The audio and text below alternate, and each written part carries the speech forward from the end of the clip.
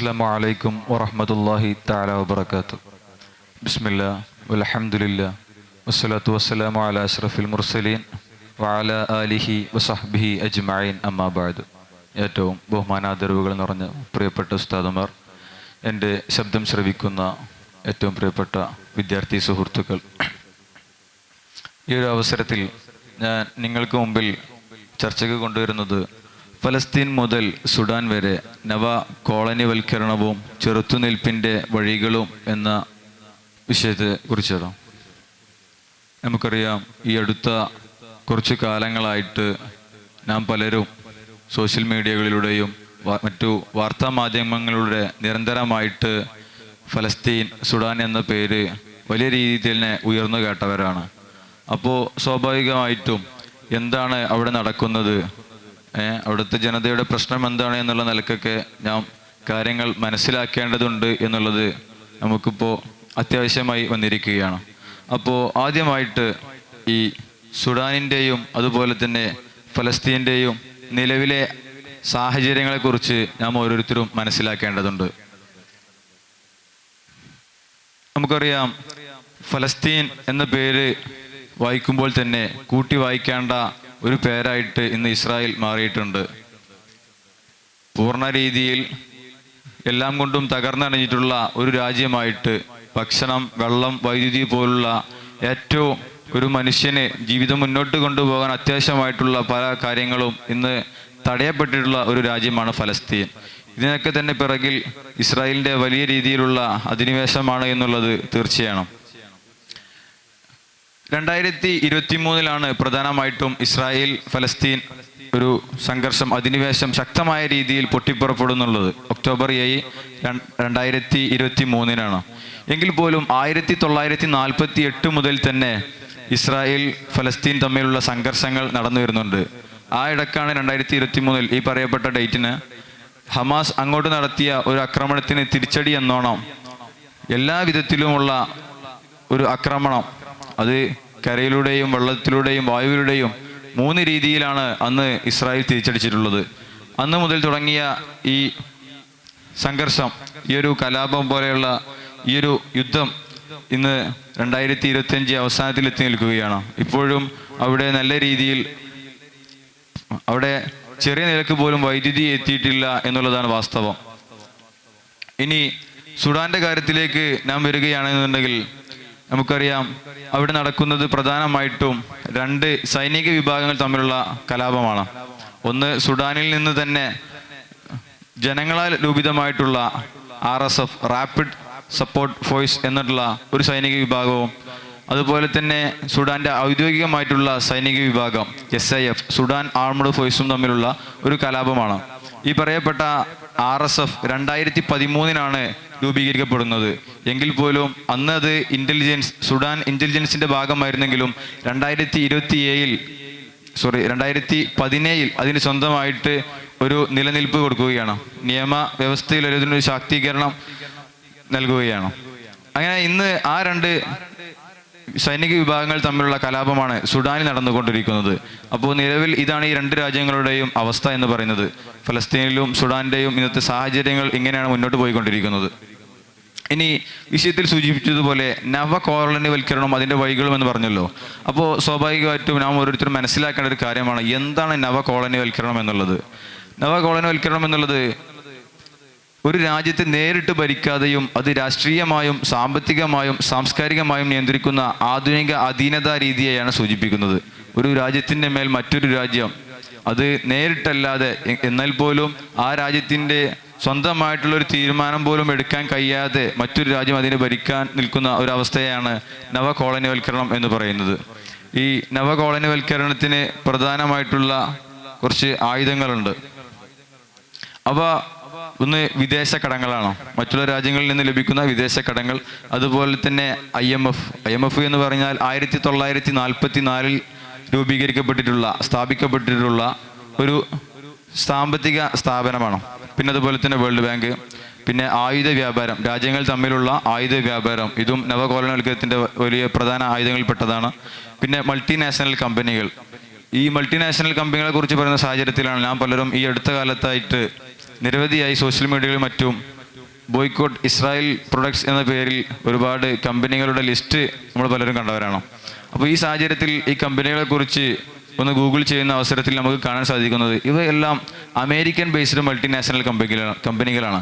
പിന്നെ എങ്ങനെയാണ് ഇത് ഇസ്രായേലിന് എത്തുന്നത് എന്നുള്ളതിലേക്കാണ് ഈ മൾട്ടിനാഷണൽ കമ്പനികൾ കൊണ്ട് ഇവിടെയും ഫണ്ട് ലഭിക്കുന്നുണ്ട് എന്നുള്ളൊരു കാര്യം ഞാൻ മനസ്സിലാക്കേണ്ടത്. മൾട്ടിനാഷണൽ കമ്പനികളാകുമ്പോൾ സ്വാഭാവികമായിട്ടും ഇതിൻ്റെ ഡിസ്ട്രിബ്യൂഷൻ വലിയ രീതിയിൽ തന്നെ ഇസ്രായേലിൽ നടക്കും. അത് കാരണത്താൽ തന്നെ ആ രാജ്യത്തിൽ വലിയ നേട്ടങ്ങളായിരിക്കും സാധ്യമാവുക. അതുകൊണ്ട് തന്നെയാണ് മൾട്ടിനാഷണൽ കമ്പനികൾ വരെ ബോയ്ക്കോട്ട് ചെയ്യണമെന്നുള്ളത് നാം പലരും സോഷ്യൽ മീഡിയയിൽ കണ്ടത്. അടുത്തതായിട്ട് മാധ്യമ വിവരണ നിയന്ത്രണമാണ്. ഈ ഫലസ്തീനിലും സുഡാനിലും നടക്കുന്ന വലിയ രീതിയിലുള്ള കുറ്റകൃത്യങ്ങൾ നല്ല രീതിയിൽ പൊതുസമൂഹത്തിന് എത്തിപ്പെടുന്നില്ല. ഫലസ്തീനിലേക്ക് മാത്രം നോക്കുകയാണെങ്കിൽ പോലും നിരവധിയായിട്ടുള്ള മാധ്യമ പ്രവർത്തകരെ ഇസ്രായേൽ വധിച്ചതായിട്ട് നമുക്ക് കാണാൻ സാധിക്കും. ഇനി സുഡാന്റെ വിഷയത്തിലേക്ക് വരികയാണ് എന്നുണ്ടെങ്കിൽ വളരെ വിരളമായിട്ടുള്ള രീതിയിൽ മാത്രമേ അവിടെ നിന്നുള്ള സത്യാവസ്ഥകൾ പുറത്തു വരുന്നുള്ളൂ. എങ്കിൽ പോലും സാറ്റലൈറ്റ് ദൃശ്യങ്ങൾ വരെ എടുത്തു നോക്കുന്ന അവസരത്തിലാണ് എത്രത്തോളമാണ് അവിടുത്തെ അക്രമങ്ങളുടെ തീവ്രത എന്നുള്ളത് നമുക്ക് മനസ്സിലാക്കാൻ സാധിക്കുകയുള്ളൂ. പലയിടങ്ങളിലും രക്തം പുരണ്ട വലിയ രീതിയിലുള്ള ഭൂമികളാണ് ഈ സാറ്റലൈറ്റ് ദൃശ്യങ്ങളിലൂടെ നമുക്ക് കാണാൻ സാധിച്ചിട്ടുള്ളത്. അതുപോലെ തന്നെ ശവശരീരങ്ങൾ കൂട്ടിയിട്ടതുപോലെ തോന്നിപ്പിക്കുന്ന രീതിയിലും സാറ്റലൈറ്റ് ദൃശ്യങ്ങളിൽ ഒരുപാട് പതിഞ്ഞിട്ടുണ്ട്. അപ്പോൾ ഇത്തരത്തിൽ നവകോളനിവൽക്കരണത്തിൻ്റെ പ്രധാന ആയുധങ്ങളിൽപ്പെട്ട മറ്റൊന്നായിരുന്നു ഈ മാധ്യമ വിവരണ നിയന്ത്രണം എന്നുള്ളത്. വലിയ രീതിയിൽ തന്നെ ഇത് നവകോളനിവൽക്കരണത്തെ സ്വാധീനിക്കുന്നുണ്ട്. ഇനി ഫലസ്തീൻ്റെ കാര്യത്തിലേക്ക് വരികയാണെന്നുണ്ടെങ്കിൽ അവിടെ പ്രധാനമായിട്ടും ഇസ്രായേൽ നടത്തുന്ന ഒന്നാണ് ഭൂമി കയ്യേറ്റം എന്നുള്ളത്. നേരത്തെ സൂചിപ്പിച്ചതുപോലെ 1948 ആരംഭിച്ച ഈ അധിനിവേശം ഇന്ന് വലിയ രീതിയിൽ തന്നെ പലപ്പോഴും മാപ്പിൽ പോലും സൂചിപ്പിക്കാൻ കഴിയാത്ത വിധത്തിലേക്ക് ഇന്ന് ഫലസ്തീനിനെ മാറ്റിയെടുത്തിട്ടുണ്ട്. ഇസ്രായേൽ അത്രക്ക് തീവ്രമായിട്ടുള്ള ആക്രമണങ്ങളാണ്, യുദ്ധമാണ് അവിടെ പൊട്ടിപ്പുറപ്പെടുവിച്ചിട്ടുള്ളത്. അടുത്തത് മനുഷ്യാവകാശ ലംഘനമാണ്. ഇന്ന് ഫലസ്തീനിലുള്ള ഓരോ പൗരന്മാർക്കും അവരുടേതായിട്ടുള്ള അവകാശങ്ങളോ ആനുകൂല്യങ്ങളോ ഒന്നും ലഭിക്കുന്നില്ല എന്നുള്ളതാണ് വാസ്തവം. അടുത്തത് ഉപരോധവും അഭയാർത്ഥി ജീവിതവുമാണ്. എല്ലാം കൊണ്ടും ഉപരോധം ഏർപ്പെടുത്തപ്പെട്ടിട്ടുള്ള ഒരു ജനതയാണ് ഇന്ന് ഫലസ്തീനിലും സുഡാനിലുമുള്ള സാധാരണക്കാരുടെ എല്ലാം അവസ്ഥ. അപ്പോൾ അവരുടെ അഭയാർത്ഥികളായിട്ട് അവരുടെ ജീവിതം അങ്ങനെ യാത്രയിലായിട്ട് തുടരുകയാണ്. ഒരു ക്യാമ്പിൽ നിന്നും മറ്റൊരു ക്യാമ്പിലേക്ക്, പിന്നീട് അവിടെ ആക്രമണം നടക്കുന്നു, അവിടെ നിന്ന് മറ്റൊരു ക്യാമ്പിലേക്ക്, അങ്ങനെ ഷിഫ്റ്റ് ചെയ്തിട്ടുള്ള ഒരു ജീവിതമാണ് ഇന്ന് അവിടെ നിലനിന്ന് പോരുന്നത്. അതുപോലെ തന്നെ ഫലസ്തീൻ അധിനിവേശങ്ങളിൽ പ്രധാനപ്പെട്ട മറ്റൊരു പ്രശ്നമാണ് കുട്ടികൾക്കും സ്ത്രീകൾക്കും നേരെയുള്ള ആക്രമണങ്ങൾ. വലിയ രീതിയിൽ തന്നെയാണ് ഇസ്രായേൽ ഇത്തരം സ്ത്രീകളെയും കുട്ടികളെയും മാറ്റി നിർത്താതെ അവർക്ക് നേരെയുള്ള ആക്രമണം നടത്തിക്കൊണ്ടിരിക്കുന്നത്. ഇനി ഏതൊക്കെ രീതിയിലാണ് ഫലസ്തീൻ ജനത ഇത്തരം അക്രമങ്ങൾക്കെതിരെ അധിനിവേശങ്ങൾക്കെതിരെ പോരാടുന്നത് എന്നതിലേക്ക് നാം നോക്കുന്ന അവസരത്തിൽ ഒന്ന് ജനകീയ പ്രതിരോധം തന്നെയാണ്. നമുക്കറിയാം, ജനകീയ പ്രതിരോധം എന്നുള്ളത് ഫലസ്തീനിൽ ഒതുങ്ങാതെ രാജ്യമെമ്പാടും വ്യാപിച്ച ഒരു സാഹചര്യമുണ്ടായിരുന്നു. നമ്മുടെ നാടുകളിൽ പോലും നാം ഫലസ്തീനിന് ഐക്യദാർഢ്യങ്ങൾ പ്രഖ്യാപിച്ചുകൊണ്ട് വലിയ രീതിയിലുള്ള സമരങ്ങളും പ്രകടനങ്ങളും നാം നടത്തിയിരുന്നു.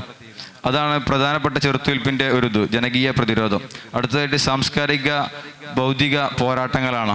മൂന്നാമതായിട്ട് വരുന്നത് അന്താരാഷ്ട്ര പിന്തുണയുടെ ആവശ്യമാണ്. നമുക്കറിയാം, പല സാഹചര്യങ്ങളും UN പോലും മൗനം പാലിച്ചതായിട്ട് നമുക്ക് കാണാൻ സാധിക്കും.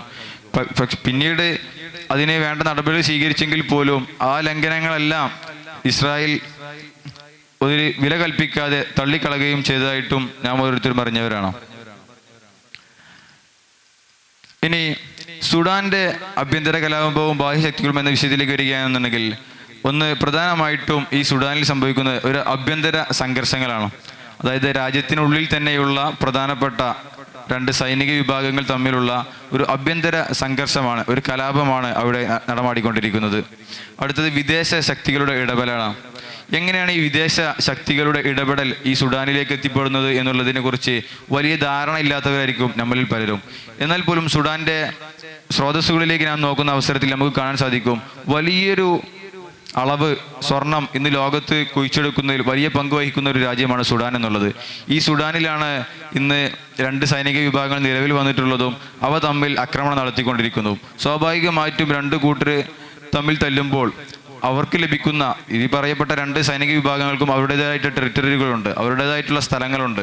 അവിടെ മാത്രമേ അവർക്ക് സ്വർണം ഗണിച്ചെടുക്കാൻ സാധിക്കുകയുള്ളൂ. അപ്പോൾ സ്വാഭാവികമായിട്ടും ഈ രണ്ട് കൂട്ടർ തമ്മിൽ പ്രശ്നത്തിലാകുമ്പോൾ തങ്ങളുടെ പക്കലുള്ള സ്വർണം കിട്ടിയ വിലക്ക് മറ്റൊരു രാജ്യത്തിന് വിറ്റ് ആ പണം കൊണ്ട് ആയുധം വാങ്ങുക എന്നുള്ള ലക്ഷ്യത്തിലേക്കായിരിക്കും, ആ ഒരു നീക്കത്തിലേക്കായിരിക്കും സ്വാഭാവികമായിട്ടും ആ സുഡാനിലെ സൈനിക സഖ്യങ്ങൾ നീങ്ങുക എന്നുള്ളത്.